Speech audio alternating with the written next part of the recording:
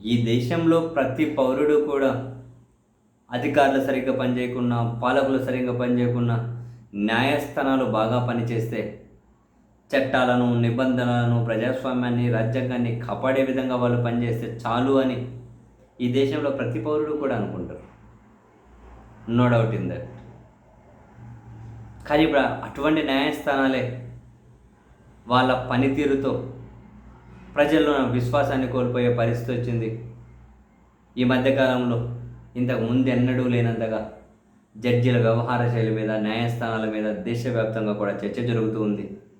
ఈ చర్చలో సామాన్యుడి దగ్గర నుంచి మాజీ జడ్జీల వరకు, సుప్రీంకోర్టు బార్ అసోసియేషన్ అధ్యక్షుల వరకు అందరూ కూడా ఈ చర్చలో భాగస్వాములు అవుతూ ఉన్నారు. న్యాయస్థానం తన విశ్వాసాన్ని పెంపొందించే విధంగా వాళ్ళ నిర్ణయాలు ఉండాలి, పనితీరు ఉండాలని చెప్పి అందరూ కూడా ఆకాంక్షిస్తూ ఉన్నారు. అండ్ అదే సమయంలో ఢిల్లీ హైకోర్టు జడ్జి యశ్వంత్ వర్మ ఇంట్లో బయటపడేటువంటి నోట్ల కట్టలు, దాని చుట్టూ చర్చ జరుగుతూ ఉంది.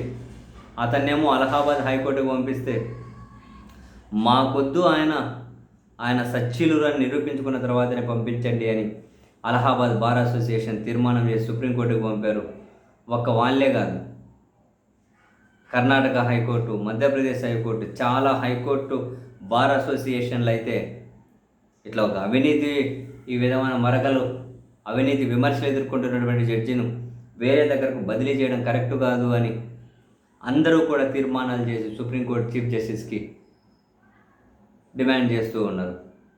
ఈ క్రమంలో అంటే ఒక రకంగా న్యాయస్థానం అంటే జ్యుడిషియరీ బాగుండాలని చెప్పే వాళ్ళ దగ్గర నుంచి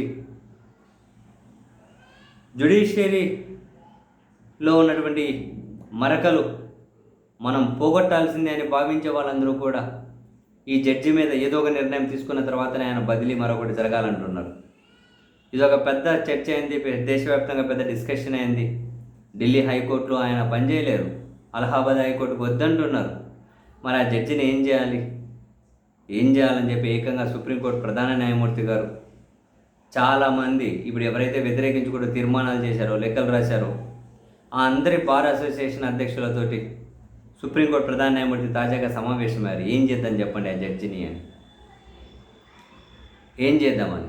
సచ్చీలురని నిరూపించుకునేంత వరకు ఆయన ఏ కోర్టుకు బదిలీ అవ్వకూడదు, ఆయనకేం కేసులు ఇవ్వకండి, న్యాయ వ్యవస్థకు మరకలు అంటుకుంటూ ఉన్నాయి అని చెప్పి ఆ బార్ అసోసియేషన్ ప్రతినిధులు కూడా సుప్రీంకోర్టు ప్రధాన న్యాయమూర్తికి చెబితే సరే వాళ్ళ డిమాండ్లు అయిన పరిగణలోకి తీసుకుంటామని అయితే చెప్పారట.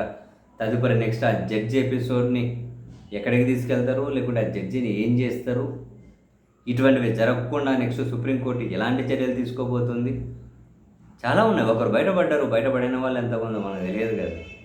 ఒకరు బయటపడ్డారు, బయటపడిన వాళ్ళు ఎంతమందో